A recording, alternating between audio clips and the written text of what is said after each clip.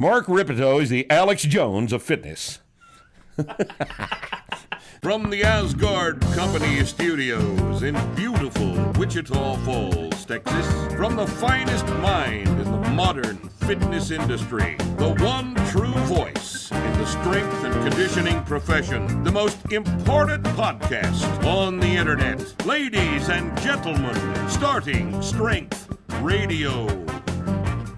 Thank you, Mark Wolf. Welcome back to Starting Strength Radio.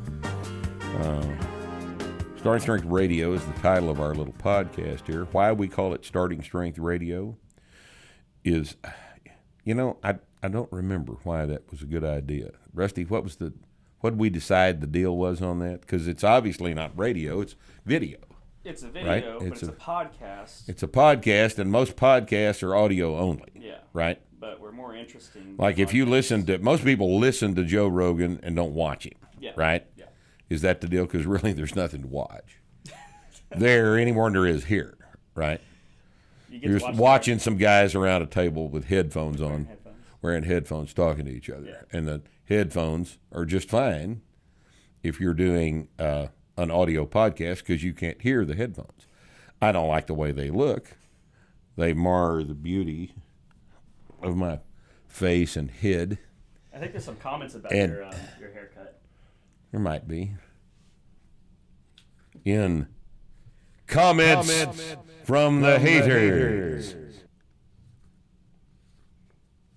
We always like to start with these.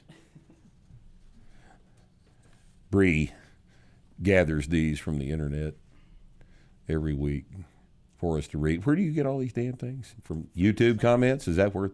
The bottom 3%. From the bottom 3%. YouTube comments. All right, Quan Dorman says, Mark, it's not that you're fat or even that you can't run. It's the fact that you look like you're covered in a shag carpet of hair. You damn Sasquatch. Oh, shit. Well, yeah, kind of. All right, and let's see. The depraved eunuch says, no, epic. I'm sorry. I didn't mean to be insulting. Mark Rippetoe is the Alex Jones of fitness. That's my favorite one. That's your, all right. Rip has some kind of allergy, always snuffling a little bit. And then Mitch Shooter says, that may be what he has. I've wondered, is he on the Tourette's spectrum? And is it just a tic? His arm also has a tic, and he can really vocalize strongly. These are all symptoms of Tourette's, which varies in severity among individuals. You do walk around the gym just screaming fuck every now and then. So. Well, who doesn't do that? Right. Who doesn't do that? That's not Tourette's. That's just frustration. Right? Okay. Oh, this is a good one here. What's this guy's name? I can't really read this. Bree, make this bigger next time because I can't. Okay. It says garlic's good. He says, I'm going to read this as it's typed. I'd fuck you all up and I ain't had no training pussies. That was on Nick's episode, the fighting one. Yeah, the fighting episode. He's going to fuck us all up. Right. Dude, y'all can't even run around the block without almost passing out. You can't fight. Cardio is the most important thing after technique. You both have neither. Go just do a good 10 minutes sparring and film it. LOL, let's see. Well, he thinks a fight lasts 10 minutes. Maybe between, and this is a guy named Jen or Sin or something like that. Maybe between he and his mother-in-law that he usually spars with, it does last 10 minutes, but that's interesting. And let's see. That's probably enough of the shit. Rippetoe looks like he traded a homeless dude crack for a shit-ass haircut. Suck my clit, Rip. Okay. So that You what think was his name? What was his name? his name is Uncle Weenus? So he That's Uncle Weenus. Uncle Weenus fully admitted that he had a clitoris. Uncle Weenus has a clitoris. Should be Aunt Weenus, right? Or is that sexist? Well, Or is that transphobic? maybe to he say? identifies. It transphobia. He identifies. And I'm widely regarded as transphobic. Yeah. Herder, edgelord, no wonder you're the laughing stock of the fitness industry. No professionalism whatsoever. Well, we're trying to be professional by, giving everyone a voice here on the comments from the haters. And let's close with the always favorite. Why are Mark's nipples hard? Is he some kind of pervert? I love that one. Don't ever leave that out, Bree. You're doing such a fine job. Okay, now this week is Q&A. You'll notice nobody here but me, so we're just going to talk to you. I'm going to read your questions. I'm going to try as seriously as I can to approach the answer to these questions in order to provide information that you obviously don't have now, else you would not have asked the question, right? Let's begin. All right. And these are all stupid names, so I'm just going to leave them out because these are actually not terrible questions to ask. For online starter strength coaching, what would be the best camera setup to provide the coach with the optimum view to make suggestions? I'm sure a smartphone could be made to work, but maybe you've got a better idea. Who knows? It could happen. Well, I'm not your online coaching guy. I got one client I'm working with right now, but it's difficult. I'll tell you, it's difficult. It's not as easy a thing as you might think it is. And those people who are effective in online coaching have figured out how to do it. The problem is a lot of people who think they are effective at online coaching are in fact not, and are not making the form corrections that should be made because of the inherent problem with online coaching. And the inherent problem with online coaching is that you cannot cue. Cues are delivered in real time on the platform to affect the next rep. Cueing is an extremely important part of platform coaching. The effective platform coach has got a huge amount of experience that comes from having done the coaching part and having done the lifting part, being under the bar, so that the coach knows what the lifter is experiencing under the bar and can take his observations of what is going on with the lifter under the bar, filter those observations through his own experience, provide a comment based on the evaluation of the form he has taught, and then provide communication to the lifter right now to fix that rep, to fix the next rep. That can't happen with online coaching, and this is one of the biggest problems with attempting to do online coaching. Now, online coaching may be the best option you've got. It's not perfect by any means, but it may be the best option you've got, and some people are better at it than others. People who are better at it, though, are the people that have had extensive experience in actual coaching online, on the platform, I'm sorry. People who are better at it have had extensive experience in coaching on the platform and know that what they're seeing is not going to be immediately available to fix the next rep, and can tailor their comments to try at least to work around the fact that they're not actually cueing the lifter. Okay? The camera angle is terribly important because that's going to be the source of the coach's observational interaction with the lifter's training that day.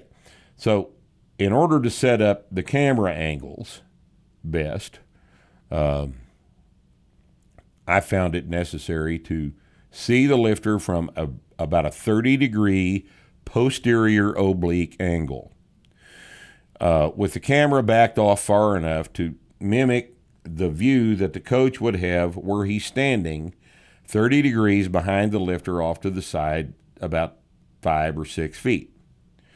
The other camera angle would be that same degree of relief from 30 degrees anterior from the front. And these two should provide quite a bit of exposure to the movement that the lifter is communicating with this videoed set of 5. Now, it's obvious that we're not cueing the lifter when we see this thing and give feedback later, okay? What I have done is had my client take a video, post it, and we're using Facebook Messenger, post the video, and then call me, and I'll discuss what she has just done and what I'm looking at and give my impressions for what I would cue were I there in person, and figure out a different way to communicate that than I would be able to do were I commenting on her movement pattern under the bar in real time. And then I give these instructions, and then because they're not cues, they're instructions. And then I go back, I have her go back to the bar, do the next set, video the set, send it to me, and call me, so that we're in relatively near-time communication about this. But it's not ideal. But if she's in Canada and I'm in Texas, it's the only way we can get this done. And you'd have to admit that with sufficient interaction, you can get quite a bit accomplished. But it's not ideal. All right. But for someone that's not in a position to be coached in front of me, the correction I could make in 30 seconds, might take 10, 15, 20 minutes, and it might take 2 weeks. If I can actually coach you on the platform, I could put my hands on you and put you in the position that you don't seem to understand that I'm explaining I want you to be in. And this saves a lot of time. It saves quite a bit of time. And online coaching is not really what you'd call coaching. It's more of a form check. And if the online coach is going to make comments on what he sees in the video, he may have 3 or 4 times to review the whole video before he presents his conclusions. An actual coach has a rep to assess what he sees and compare it to the model and give communication based on what he thinks you need to do to get closer to the model. This happens in real time. Whereas online coaching does not necessarily have to happen in real time. And a shitty online coach might just have a 5 or 6 pieces of instruction that they can cut and paste into a response. And this, low quality online coaching gets down to that quite often. So, there are several problems with it. But again, it may be the only option you've got. So try it for yourself and see if it works. If it helps you, keep paying for it.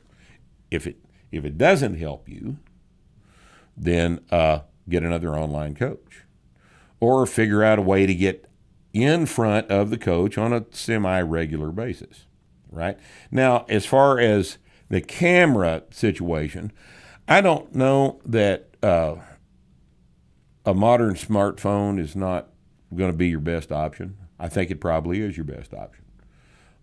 Everybody's got one, pretty much, and they make tripods for the thing. That you can set it up at any angle. It's got audio. I don't know that there's any reason to have a better camera situation than you will run into with an average smartphone setup. I don't have a better idea for that.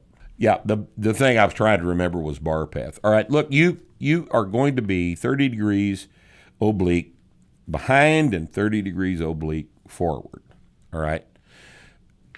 And as I explained in my article about the Master Q, you are not going to have a bar path that is vertical over the middle of the foot until the weight gets heavy. All right, it's not possible to do that because of combined center of mass considerations that are explained in that article. What you do know is that when the weight gets heavy, the bar will be in balance over the middle of the foot in a squat, for example, whether you want it to be or not. So I don't think you need to see a direct profile, parallel eyeballs to the bar to determine the bar path, because it doesn't matter. An empty bar is not going to be vertical to the midfoot. A light warm-up is not going to be vertical to the midfoot. And in a novice lifter, even a work set is probably not going to be vertical to the midfoot and won't be until the lifter gets strong enough to have to get into that degree of balance. And that may be for a while. So that's, I think those two angles, forward 30-degree oblique and backward 30-degree oblique, are enough to see what's going on in terms of our ability to determine bar path considerations and pretty much everything else. Now, the only other angle that might be useful would be a direct behind the lifter. And this would show us any knee and hip asymmetries that we need to see that would have something to do with a curve in the back, in asymmetrical use of the knees, would help diagnose a potential severe leg length discrepancy. These kinds of symmetry issues are visible straight from the back, directly behind the lifter. So we need to see that too. Need to see one of the work sets from that angle to make sure nothing's going wrong that we can't see from the side. Other than that, I think we've adequately dealt with that question, don't you think? I think so. Don't you think so? All right, now. Bree, do you think so? I think so. All right, now, is volume the primary driver of hypertrophy? You know, boy, volume's sure popular these days. If volume was the primary driver of hypertrophy, all CrossFitters would have 33-inch thighs because of the hundreds of air squats they do, right? I don't think that you can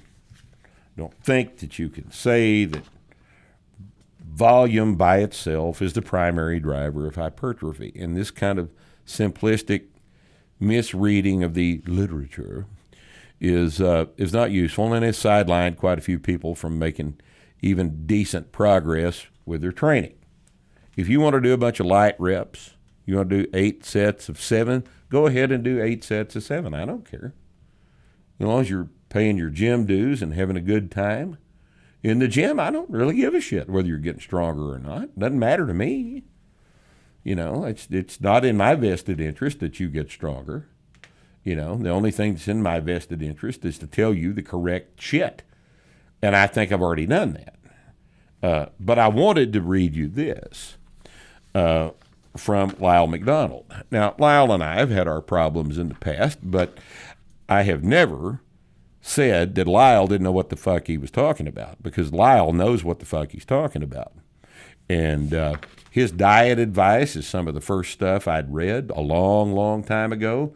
And Lyle is on the money. Lyle's a sharp guy. He's an obnoxious, mentally ill fucker, and I don't even think he'd disagree with that. I may hear from him and we'll see. But by the same token, Lyle has got his head out of his ass, and you need to pay attention to what he's telling you. And I'm going to read you something that he wrote about this very thing, and you pay attention to what I'm reading to you, okay? At the end of the day, no matter what else you do to generate further growth, you need to increase the tension overload requirements. Yes, there are other progression methods, but progressive tension overload in terms of increasing the load is the primary one over the long term. This isn't even debatable, even if folks continue to debate it. And literally every study, no matter how they say they are studying, has progressive tension overload built into the protocol. The methods always describe that loads are being adjusted during the workout and throughout the study. It's an assumed part of the protocol because without it, nothing happens. And this means that what these studies are actually asking is, what happens if we compare these different frequencies or volumes when progressive overload is already present? Everything else being examined, everything else is a secondary factor of study, even if nobody but me seems to have noticed it. People continue to argue against the above, especially in the era of volume is the primary driver on growth bullshit. I'm told that one brain surgeon argued that adding weight to the bar is a negative because it reduces his volume. And I will laugh, and in 6 months, when he has seen no progress and realizes that I was right all along. Already mentioned that every study showing effective growth outside of what it thinks it's studying, frequency, volume, etc., is done on a base of progressive weight overload. It is fundamental to the training process. You can prove this all to yourself easily. Go to your gym and pick out a few regulars and note their current training poundages. Come back in a year. The guys who are lifting sufficiently heavier weights will have grown. And the guys lifting the same weights have not grown, no matter how much volume or frequency they throw at it. They will be doing the same bullshit 2-hour chest workout every Monday with the same weights and look exactly the same as the year before. Okay, that's not true. For some gym trainees, they'll get bigger if they don't add weight to the bar, but focus on volume. But in this case, it's their volume of anabolic steroids. Trust me, double from 600 milligram a week to 1,200 milligram a week, and you'll grow better than doubling your set count or adding weight to the bar. Drugs beat out all of this. Now, I'd have a little disagreement with Lyle on that, and I'll come back to it after this next paragraph. And I think that if you look at a lot of arguments that volume is the primary driver on growth, what you'll find is that it's not the training driving the bus, but rather the special sports supplements being used. As I said in part one, a lot of goofy, stupid, inefficient, ineffective bullshit works pretty well when your dosage is high enough. And that's Lyle's take on the thing. Now, as I said, Lyle has his head out of his ass, especially with respect to this comment, because this is just what you learn having been in this business for as long as myself and Lyle have been in this business.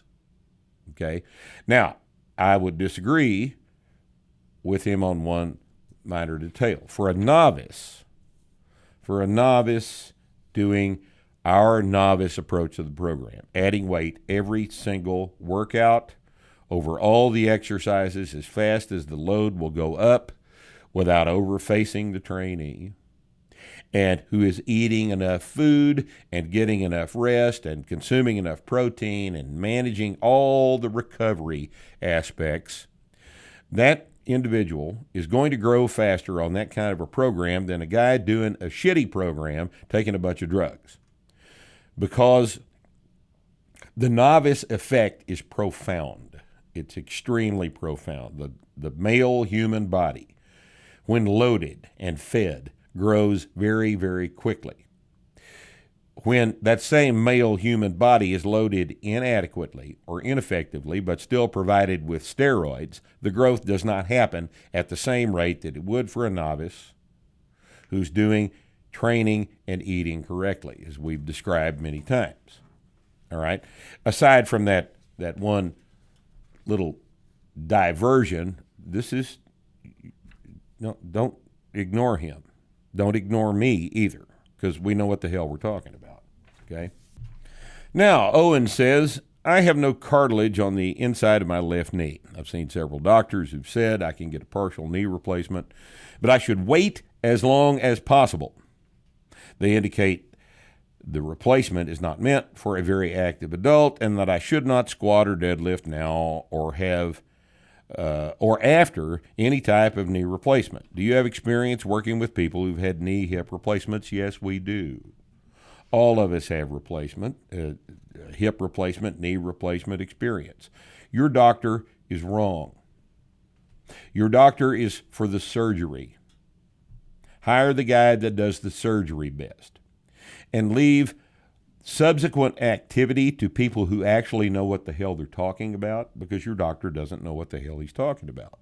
The fact that he knows how to repair the car does not mean that he's a race car driver. Okay? This is a common mistake that doctors make. They think that because they're doctors, they're entitled to an opinion about everything on earth that has anything even remotely related to do with what the hell they're talking about when they do the surgery. They don't know anything about this. I mean, we've got people that have deadlifted well over 500 a year after a double knee replacement. I have a client who's in his late 60s, Yep. and he's got 2 knee replacements, and he Right. squats in 190, low 200s. Yeah, well, look at Phil Anderson. Phil Anderson. Phil Anderson is not the smartest human being on earth, and he pushed on his knee prostheses way too hard. Yeah. But he got a 600 deadlift. Yeah. 11 months after the surgery. All right? Now, I'm not recommending that you do that. I'm just saying what's occurred. And your doctor doesn't know what's occurred. Yet, he assumes that he knows what's going to occur, and he doesn't. Okay, but the reason I included this question in the Q&A today is because of the fact that I keep hearing people who are in a situation where they need a knee prosthesis or a hip prosthesis from the doctor that they want you to wait as long as possible before you have it done. Wait on what? For you to detrain to the point that your quality of life suffers because you're a weak pile of shit, because you've got a bad hip, and you can't squat, you've got bad knees, and you can't train? Why do you not want people to train, Doc? You don't understand anything about this. You don't understand the benefits of training. You don't understand the benefits of having strong hip musculature around the hip, strong leg musculature around the knees. You don't understand how fast a guy can get back to strength levels after the surgery. You don't understand how fast an older woman, for example, can get strong after you remove the pain impediment that she is dealing with every day because she needs new knees or needs a hip. All right? And how important subsequent strength training is to her quality of life. You don't understand this. And as a result, you, in an attempt to cover your ass, recommend that people not train, because that's what you're doing. When you recommend that people wait as long as they can to have this thing replaced, this bad joint replaced, that you have the ability to easily and quickly replace, inexpensively even, what you're recommending is that these people get weak. You're recommending that these people detrain, and that they don't get strong, and they don't train, and they don't improve their daily life, because you keep telling them you're going to, you get this hip replaced, it's going to have to be replaced again in 15 years. Boys and girls, 15 years of not training because of a subsequent operation the patient might have, which completely ignores any advances in technology that might happen over the next 15 years that might make a re-entry into that joint prostheses a whole lot easier than it is right now. You don't know what's going to happen. But because you don't know what's going to happen, and because you think you're doing a responsible thing, recommended that these people sit in the chair for the next 15 years instead of train. You're recommending the worst possible thing that you can recommend to them. If you need a hip, if you need a knee, go get the goddamn thing done. Don't listen to people. You find another surgeon that'll actually, that actually wants to do this surgery. If you need a knee and you can't train because your knee's that screwed up, go get the knee so you can train, so you can get strong, so that you can enjoy the benefits of being strong and out of pain. Pain is bad. Chronic joint pain is bad. Keeps you from sleeping. Uses you up. It uses a guy up. I'm sorry I have to get all wound up about this kind of thing, but I hear this shit all the time, and it's just cowardice and a lack of information on the part of orthopedic surgeons that have a problem with this. Look, I understand that there's a slight risk of not waking up from general anesthesia every time you go into the OR. I understand that, all right? But I also understand that there is a gigantic risk of a person dying prematurely and, more importantly, failing to enjoy the time they've got left. If you fix it up so that they can't get stronger than they are right now. Strength is very important, all right, as we've dealt with many times. Strength is the most important physical attribute, especially for somebody who's not very strong already. And I think that you really need to think hard about this. I understand that you would be reluctant to recommend a knee replacement for a 28-year-old kid. By the same token, there's no real mechanism for a 28-year-old kid to wear his knees out, and it's probably an acute problem. You probably know this, and you've probably done some knee replacements on injured knees. But I think what I'd ask you to do is go to that same thought process that was involved in deciding to go ahead and do a prosthetic knee on a 28-year-old kid. And the process was, well, he's 28, he needs his knees. He's a young guy. He needs to be able to move around. He can't enjoy his life. Why would you not apply that same calculus to a 60-year-old knee? You think 60-year-old people just need to sit down and shut up? You're 60. Strength is not for you. You need to learn how to play canasta. Okay? Add another card game. Maybe get a box of dominoes, learn how to play dominoes, but just sit down.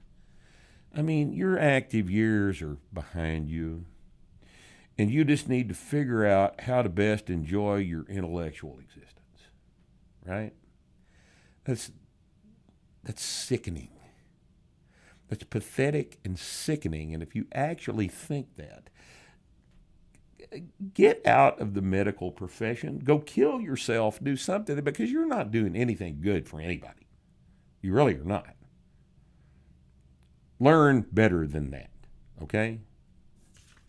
Now, let's see. Joe Craig, it says Johh. Is that a typo? That's the way it was entered? Joe Craig. Joe Craig. Why does it apparently never make sense to train non-human animals for strength? Well, I don't know that it never makes sense. I know guys that I have known guys that had dogs involved in pulling contests. Yeah, I was about to bring that up. Oh yeah, and they have weighted sleds for the dogs. You know, I wouldn't say that it never makes sense to train non-human animals for strength. You know, I don't know how draft horse guys train them, or if they just rely on the natural genetics of draft animals. I don't know. I would imagine that a draft horse team pulling a wagon could be trained progressively for resistance by loading heavier and heavier loads into the wagon. If they haven't done that, I don't know why it hadn't occurred to them. Should have occurred to them. But that doesn't necessarily make any sense as far as animals. I mean, vertebrate physiology is, vertebrate physiology. So I'm not going to assume that everybody is as stupid as,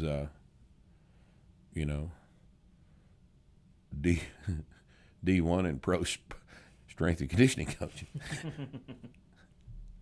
I wouldn't say that about the draft horse trainer. No. But to continue, well, fella, those comments about Canada have got me and the boys mighty upset, don't y'all know? We're sorry you don't like our border people, but Canada was strong while Texas was still getting its rear end kicked by Mexico. Who won that war eventually? What do you... Canada's been strong? What? No, Canada's just been real cold. The only reason Canada hasn't been occupied and annexed by, for example, us here in Texas, is because so much of the country is a fucking Arctic wasteland, and it just wouldn't pay to do that. Joe, all right. And by the way, do you realize Texas is way smaller than some of our provinces that are completely covered with ice and snow and polar bears and mosquitoes and Shit that will kill you. and every other goddamn thing? We're a real country. You're just an afterthought of a state. Oh, it stings. We have worse winters, eh? We have worse winters, eh? But we're not a hot desert for 9 months either. Well, we're not either, Joe. We're a hot desert for 3 months. Can I correct you? This isn't Joe. It's Canada Dry on Tap. Canada Dry on Tap. Oh, Joe was the one. Oh, I see what you're saying. Canada Dry on Tap has asked this. All right, well, this is a printing error. So I'm yelling. I'm not yelling at Joe. I'm yelling at Canada Dry on Tap here. I thought this was a continuation of Joe's We apologize, Joe. question. Joe, I'm sorry. I'm sorry. Canada Dry on Tap is the guy here. Okay. It's a good name. It is a good name. They're a real country. We're just an afterthought of a state, though. Canada is in programming. Canada is advanced, and Texas is still in novice progression. Eh?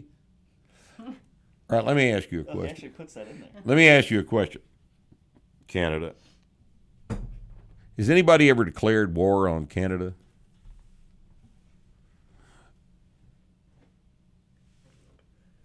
I think the answer is no to that. I think the answer is probably no to that. Maybe that indicates your level of importance. Now, I guess probably Canada participated with the United States in World War II as they part of did the good work. Allies, They did right? good work. So yeah, they did great. They've done fabulous work alongside us several times, alongside us. But the problem here is that you're border people. You need to fire all of them and hire people with, like manners and intelligence, if you can find any in Canada. Okay, now, what's the worst injury you've had? What happened? How'd you rehab it? Well, that one is easy. I had a real bad motorcycle wreck in 1994. A bad motorcycle wreck. I was riding down the street. Woman turned left in front of me. That happens all the time to motorcycles. They don't see you. Hell, I had my headlight on. They don't see you because they're not looking. They're not looking. They're not looking down the street. They can look right at you. They can look right at you and not see your not ass. see you. And that's exactly what I think happened. Yeah. But when I saw her, because I saw all this happen, I saw her, she was looking into the parking lot she was turning into, not down the road at me. And I was going about 40 down the road, and she turned in front of me. And I just had a few seconds to react to this, so I jerked the bike over to the left and managed to not T-bone the bitch right in the front passenger door. But I managed to clip the back of the car. So the bike went right down the bumper, and my leg stayed on the fender. And my knee, my right knee, was jerked back over here someplace. Bike goes down. I go skittering down the pavement. It was, it was a potentially bad deal. And it was a bad deal. It destroyed my knee, completely ruptured my ACL, MCL, retinaculum. And it was kind of a mess, and cut me up, fucked up my hands. I got up on top of the bike. Somehow managed to get up on top of the bike as it's sliding down the street, and crippled me up pretty good. Had to have the knee reconstructed. And you have no idea how bad that hurt. Not the wreck itself. I didn't feel anything till hours later. A ruptured tendon, ruptured ligaments, that kind of stuff don't have any pain receptors in them. And until the whole area gets swollen and inflamed, it doesn't really hurt. But 2 hours later, I was in pretty bad pain. Pain that I was in after that wreck was a result of the surgery. They did a patellar tendon graft on me. They harvested the middle 1/3 of my patellar tendon and used that to replace the ACL. So there's a whole bunch of drilling around on your patella and a whole bunch of drilling around on distal femur, proximal tibia, drilling holes, and you can look up this patellar tendon graft thing and see how it's done. And what the procedure is very, very invasive. And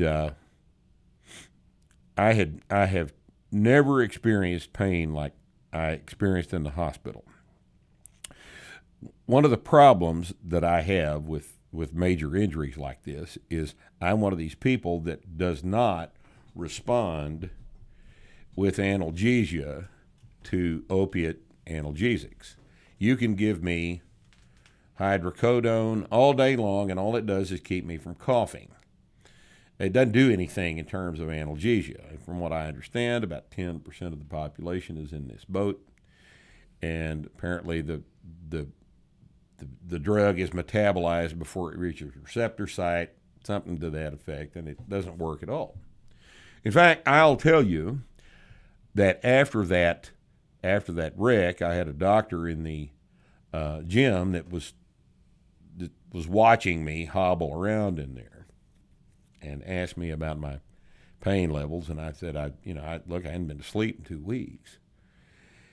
And he said, what did the doctor give you? I said, he gave me nothing.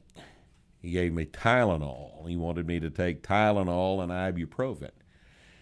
And he said, well, there are other things that we can give you for that. And he wrote me a prescription for some Percodan. So I thought, well, I've heard Percodan's pretty strong. It worked pretty good. So I went home and took some Percodan that night, and it didn't do a damn thing. Took 2 of them, didn't do anything, if I remember correctly. Laid awake, reading all night, because, it's just that kind of pain, you can't relax and go to sleep. So I brought the things back in the next day, and in fact, he wasn't there the next day, so I had 2 days that I tried this Percodan. So next night I took 3 Percodan and drank about a half bottle of wine, and this is supposed to kill you, you know, and nothing happened. I read all night, just laid awake reading. Next day I showed back up, and I brought the bottle in. He said, I said, did they fill this right? And he looked at it. He said, yeah, that's perfect. I said, well, this is what I did. And I described the, previous night and the last night. He said, well, that's interesting. They make stronger stuff, And he wrote me a prescription for 6 count of Dilaudid. Now, Dilaudid at the time was $75 a piece on the street. And it's regarded as a drug of abuse. So it was a triplicate prescription for him. I had to take down. There's one pharmacy in town that stocked it. I took it over to the pharmacy, and they checked my ID and made a phone call or something and filled a prescription for 6 count of Dilaudid. So I thought, man, I'm going to actually get to sleep tonight. So I went home, and I took a Dilaudid. And I waited for 30 minutes, and nothing happened. And I took another Dilaudid, and nothing happened. So I took a third Dilaudid. This is all within about an hour and 15 minutes. I took a third Dilaudid and poured a great big iced tea glass full of wine and laid there and read the whole night. Not only was I not out of pain, I wasn't even sleepy. It had absolutely no effect on me. And, you can choose to believe this or not, but I'm telling you, I had what was supposed to be a fatal dose of Dilaudid and alcohol. It didn't do a damn thing to me. So the question is, what happens if I get burned up in a fire? What are they going to do to get me out of pain? Nothing. They'd put me to sleep, I guess. I don't know what else they do. But so I'm in kind of a shitty situation as far as this is concerned. I was laying up there in the hospital after this surgery. I remember being I was in the room, and it was 2 days after the surgery. I was in the hospital a total of 4 days for some reason. They wouldn't do that now, but this is 94. So I was in there for, this is on probably the second night. My parents had come up to see me. And I was laying there in the bed, and my mother and dad are at the end of the bed, and the pain was so bad, I remember that I was, I guess, in what you'd have to describe as a convulsion. I was shaking uncontrollably. My teeth were clenched together, and I couldn't talk. Sounds like a seizure. Might have been a little baby seizure. I don't know. I don't remember any psychological effects, but it was real bad. And so finally a nurse came in and said, oh, shit, and went down to the station, got a cc of Toradol, which is actually an NSAID, an injectable NSAID, and ran back down the hall and rolled me over and put this cc of Toradol in my ass. And about 30 seconds later, everything was much better. It's amazing how fast that stuff works. And it's not an opiate.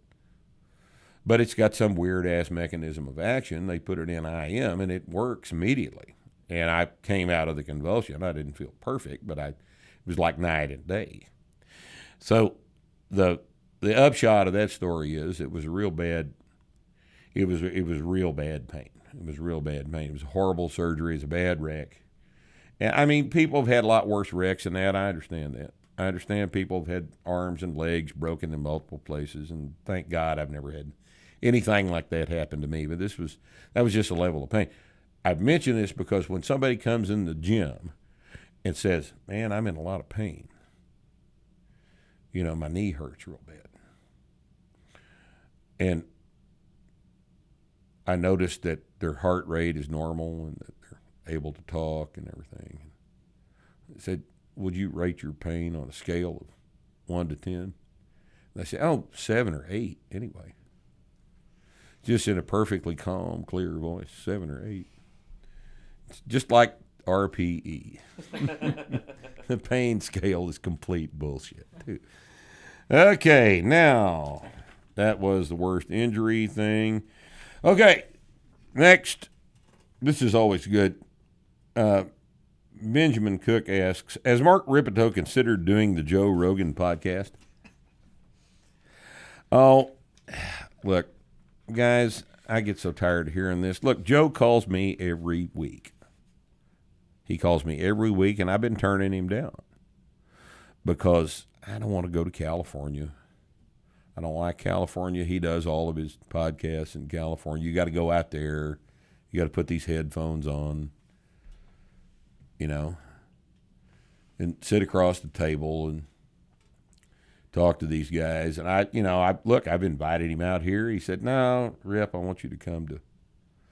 I really, really want you to come to California." And no, Joe, call me next week and we'll talk about it some more. Let me think about it some more.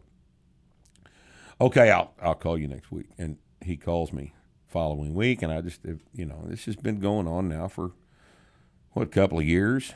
How many times have you taken a call from Joe? I'm tired of talking. You're tired of talking to him too. We're all tired of it. Yeah.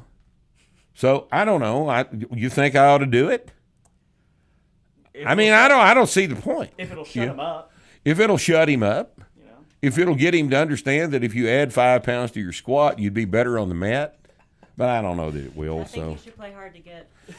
Well, I've been playing hard to get, but I hadn't been playing it that way. I'm not playing hard to get. I don't want to do the show. Okay? Now, if I wanted to do the show, all right, and I kept telling him no, then I'd be playing hard to get. But I honestly, Bree, I don't want to talk to the guy on the podcast. Look, I understand that Joe Rogan gets more views than any network television show on his weekly podcast. I understand all this. He's super entertaining. Everybody loves him. And an idiot would turn Joe down, but I guess I'm an idiot. I just don't want to do it. I don't want to do it. You haven't watched Joe? You're missing out. What?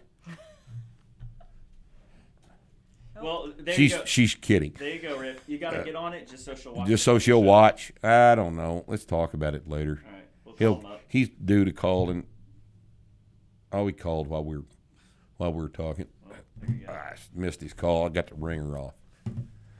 Missed him again. All right. Well, we'll see. But I don't know. I just Joe Rogan. No, I don't think so. Men really don't. Okay. Now. All right, here's one that I checked. For some reason, I think Nick is posting this from the YouTube comments because apparently the actual YouTube comment was illegible trash or something like that. Where Nick is from the YouTube comments, highlighted comment, Scott Rogers, 46 minutes ago, edited. What does all that mean? Do you have any idea what the hell he's talking about here? No. All right, well, I'll just read this. I watched all of these SS back talks out of personal interest. I think he's referring to our discussions about back pain. All right, out of personal interest due to my own back pain. All of them, including with credentialed guests, are saying strengthening the muscles of the back makes pain go away. Not one of them addresses an equally important question. Can loading the spine and the inevitable micro breakdowns of form we all have in the gym accelerate structural degeneration in bone and cartilage and nuclei? Logically, it seems yes. Haven't heard anything otherwise, and logic of physics compels a conclusion. Yes, maybe strength training generates medium-term alleviation. Medium-term alleviation through soft tissue fortification, but long-term, potentially worse off as hard tissue grinds away under massive force. This glaring hole is demotivating to continue. So, and this is a decent question, I mean, at first glance, it does seem as though deadlifts would fuck your back up over time. Okay, let me start with saying that we have never said that strengthening the muscles of the back makes pain go away in every instance. Sometimes it does not. If you have degenerative changes in your lumbar spine that are sufficient enough to cause a bunch of pain, what we have said is if you've got chronic back pain and you haven't tried strength training, that usually squats and deadlifts will make the back pain go away. Usually.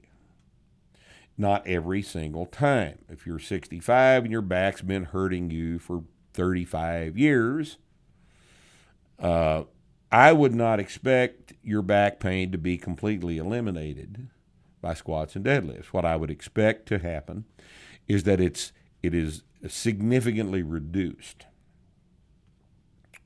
In some cases, in most cases actually, if you're experiencing low-level chronic back pain, when you start training the squat and the deadlift, it goes away in 2 or 3 weeks. It actually does go away in 2 or 3 weeks, but that's not always the case. It's not always the case that this completely eliminates back pain. The equation actually is this. Do you want to have back pain and a weak back, or do you want to have back pain and a strong back? You want a strong back, because a strong back is less likely to hurt and less likely to be more further injured than a weak back. So that's actually the equation. It's been our experience that the majority of the time back pain does in fact go away when you start to train, but it doesn't happen every single time. There's no guarantee that it's going to. Okay. But the other question here is interesting. Not one of them addresses an equally important question. Can loading the spine and inevitable micro breakdowns of form we all have in the gym accelerate the structural degeneration in bone and cartilage? This is not an engineering problem. Okay, we're dealing with a physiologic system that adapts to stress. Adaptation to stress is the primary reason we do this kind of training. We apply a stress to the system. The physiology of the system causes an adaptation to the stress, and then we apply a little bit more stress, and an increased adaptation occurs. And by using this process over and over and over, we accumulate an adaptation that produces better fitness for the organism, better strength, better ability to adapt to the organism's environment. In this case, it's you get stronger. Okay, micro trauma, micro breakdowns of form produces trauma in the back. Trauma is probably not the right word. It produces a structural strain within the back, and that stress that produces the strain, response to that occurs, and an adaptation occurs to it. Your back gets stronger. The muscles get stronger. The ligaments get thicker. The bones get denser. The cartilage gets thicker and stronger and more resilient. And this process happens fairly quickly, and this is why most people get rid of their low-level back pain in 2 or 3 weeks. It doesn't take very long for this to take place. Now, if you have had a whole bunch of motorcycle wrecks, or even one bad motorcycle wreck, you've been bucked off a bunch of horses, you've done a bunch of other stupid shit that is hard on a person's back.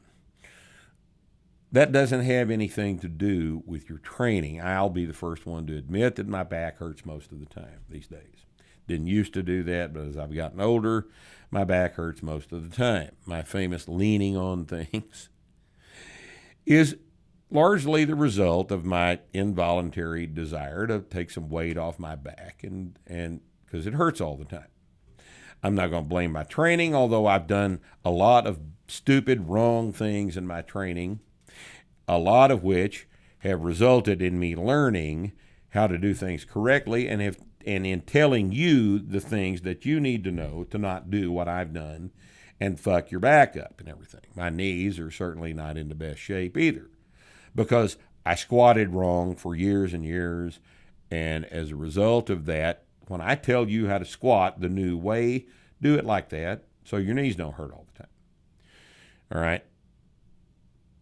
But I've been beat up real bad a bunch, and my back hurts and my knees hurt. And, there reaches a level of abuse that you can't recover from. All right? So,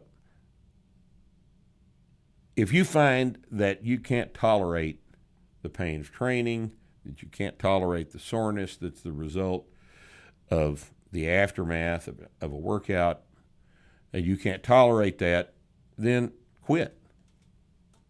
Right? If you'd rather be weak, I understand. If your pain tolerance is such that you can't deal with the pain of training, the pain of soreness, and the pain of aging, then it may make sense to you, although it doesn't to me, to take the pain of training and the pain of soreness away so that all that is left is the general background pain that you're already experiencing. But I want to tell you, that's not the smartest thing for you to do. The smartest thing for you to do is get stronger. It'll be better if you're stronger. Even if it doesn't completely eliminate your pain, being stronger is better.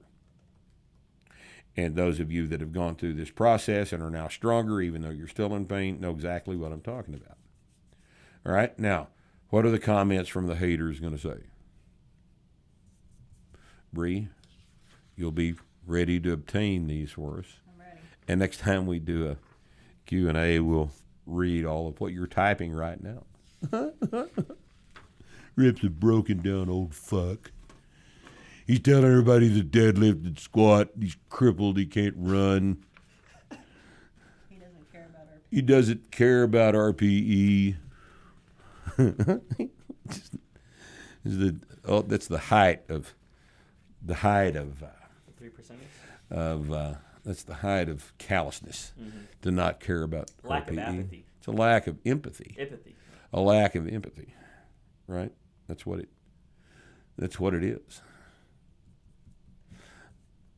Look, if you don't want to train, don't train.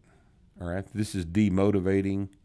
If it demotivates you to just consider the possibility that you're tearing your back up with deadlifts and you don't have any experience doing it, so you really don't understand that's not what's going on here at all, then quit training. This isn't for everybody. Not everybody needs to train. Not everybody needs to succeed. Not everybody ought to have a beautiful wife. Not everybody earns a lot of money. Not everybody does well. Some people are pieces of shit. They just are. They can't help themselves. Some people are liars and cheats and scoundrels and thieves. And some people are just not meant to reap the benefits of training. And if that's you, don't train. Don't train. And don't watch me. All right? Now, Scott Beal asks us, our friend from Denver, did you ever find the guy that killed your dog? No, Scott, I didn't. This happened 6 or 7 years ago. My little girl dog, Ursa, got shot. And her little buddy, Alfred, who was with her at the time, got shot too. He survived. He just got shot through the skin of the withers. But little Ursa never came home. And no, I hadn't found who did that. And you better hope I don't. I'm not a Christian, and I don't forgive.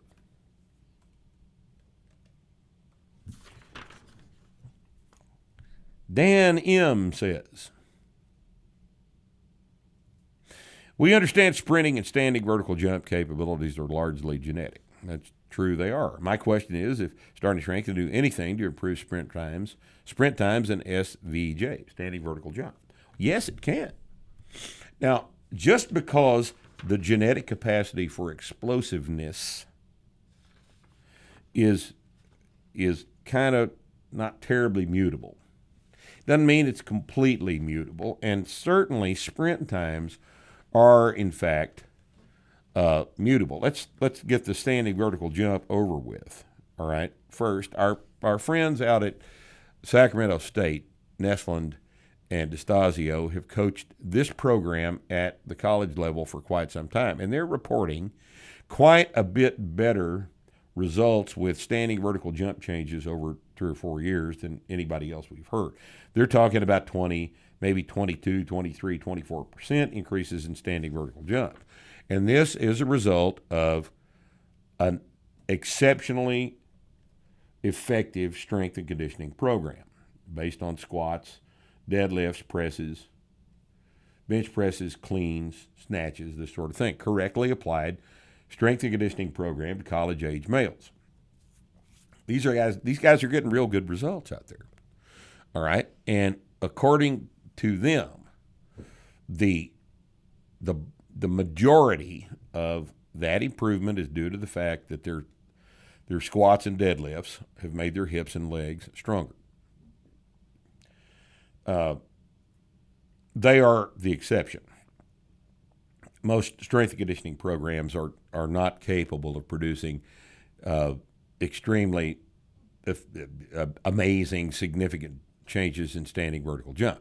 Because standing vertical jump, as we've discussed many times, is a window into the genetic capacity for motor unit recruitment in a very short period of time.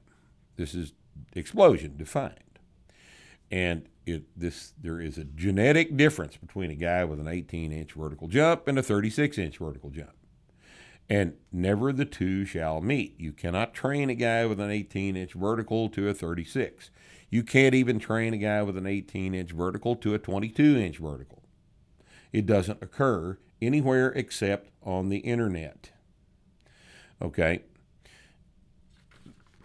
That having been said, any improvements in standing vertical jump are probably attributable primarily to a strength increase.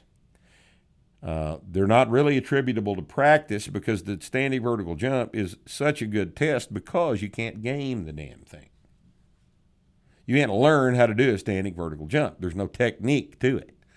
Beyond the first 8 or 10 reps of practice jumps, you're going to learn what you need to do about how to perform a standing vertical jump within 10 minutes of messing around with it. Okay, so if the SVJ goes up, then you probably got stronger. All right, sprint times are a different thing entirely. It is a common thing among younger kids who've not been training at all, 14-year-old boys. Completely untrained 14-year-old boys. We time these kids in a 40-yard dash, all right? And then we train them on the squat and the deadlift for 3 weeks. And we take them back out on the track, and we time them again, and they've dropped a whole second and a half off their 40. Now, this is an important phenomenon that you need to understand, okay? I think that this thing is almost entirely attributable to low back strength. It's not attributable to sprint mechanics instruction because I don't know how to do that, and I haven't bothered with it because of the effectiveness of a strength improvement on reducing a sprint time. If you look at the low back, and you look at the normal lordotic arch in the low back, and you look at the musculature of the low back, and the abs and all the muscles of the hip girdle that support the lordotic arch, you'll remember, you'll understand then that as you sprint down the track, you'll understand that each stride that results in a hip extension is what pulls you down the track. A series of hip extensions, unilateral hip extensions, hard as you can go, as much force as you can push the track with to propel your body's mass down the track. And if you'll look at the low back's role in this, you'll understand why this is. It's not terribly difficult to see that if your low back muscles, your spinal erectors, get hard and strong, then more of the force with which you are performing the hip extension gets channeled into propelling your body's mass down the track, and less of it gets eaten up in lumbar flexion. If your lumbar flexes and relaxes every stride, how much of the hip extension gets eaten up by that? You can see the anatomy situation there. And if it gets eaten up in that, then you take maybe 10, 15 degrees of effective force transmission out of the hip extension with every stride. Whereas if you get your deadlift strong, and I'm not talking about, a 700 deadlift, I'm talking about an untrained kid going from not deadlifting anything to 135, something we can do in 3 weeks. Then you see that one little minor improvement in mechanical strength for the sprint is responsible for a huge amount of efficiency improvement in sprints. Okay, now high-level sprinters know this. They all are very strong, one way or another. They're very strong. And if you want to make a sprint time go down, spend some time training your low back. Spend some time squatting and deadlifting, and you'll see exactly what I'm talking about. This works every time it's tried. Give it a shot. Now, here's probably the last one we have time for. You guys are trying your patience, I know, but let's see this last question here. Hi, Rip. What's your advice for dealing with muscle cramps? I've been prone to cramping my whole life, and I never could figure out if it was an issue with hydration, nutrition, fatigue, or something else. When I was younger, I played a lot of soccer, did a lot of running, usually get cramps in my hamstrings and calves the next day. Now I'm in my mid-30s. I mostly lift weights and hardly run. I still get cramps in my hamstrings, and now I also get cramps in my abs, which is particularly painful, sometimes in my lats. Any advice?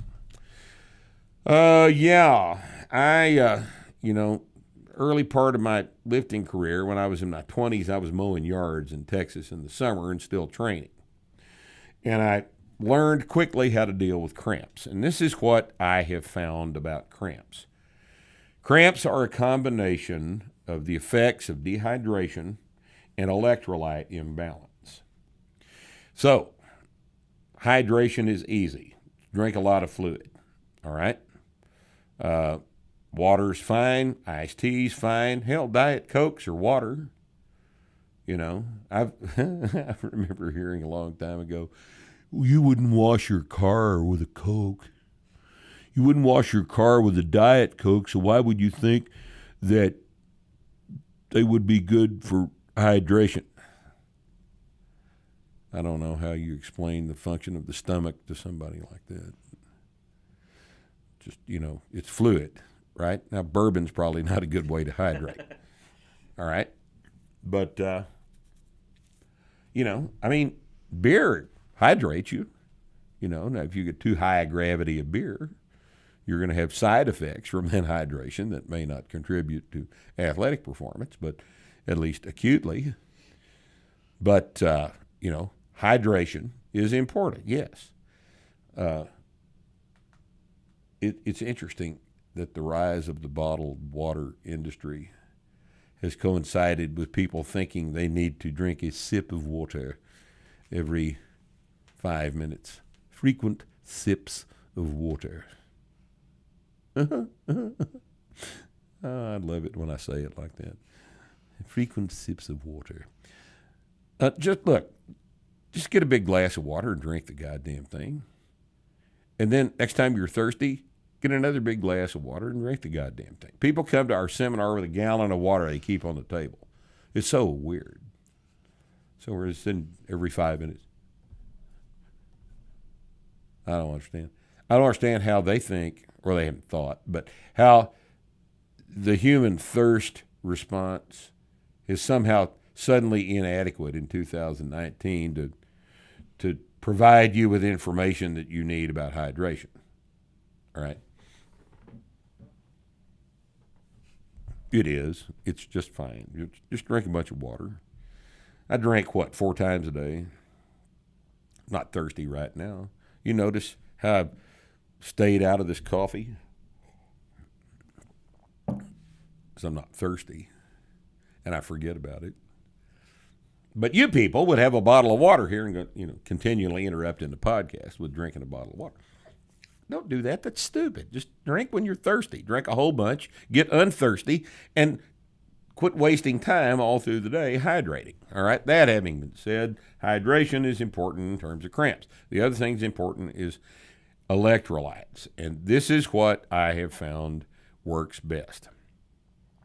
Get a bottle of potassium tablets. They're at the store. They're 99 milligrams a piece. They're cheap. And if hydration or cramping is a problem, take a big handful of those things during the course of the day. Every day, take 8 or 10 of the things. Now, look, the MDR, minimum daily requirement, or whatever they call it, RDA now, for potassium is about 3,500 milligrams a day. You take 10 of those, it's less than 25% of your daily potassium intake. And if you're cramping, it may be that electrolyte. The other electrolytes are solved by taking a multiple mineral. Now, there are multiple minerals built around the 1,000 milligram calcium, 500 milligram magnesium structure, twice as much calcium as magnesium, and then a bunch of trace minerals in that. Get a bottle of those. I buy them on Amazon. If you're cramping, take 4 of those for a couple of days and a handful of potassium, and make sure your water levels, your thirst is being addressed. In addition to the multiple minerals, if you make sure your thirst is being addressed and you're taking the potassium, I don't think you're going to have a problem with cramps, because if you're having cramps, if you do what I'm telling you to do, they'll go away by tomorrow. If that doesn't fix them, I don't know. All right, because that usually, every time I've had any problem with cramps, that's how I fixed it. It worked immediately. Everybody I've told to do this has had their cramps go away immediately, so that's my advice. Handful of potassium tablets, 3 or 4 multiple minerals for a couple of days in a row, and then 2 a day from then on. Make sure you're hydrated, and that should take care of your cramps. Give it a try and let me know. So, I think we probably need to shut up and go away. Thanks for joining us on Starting Strength Radio. We will see you next time.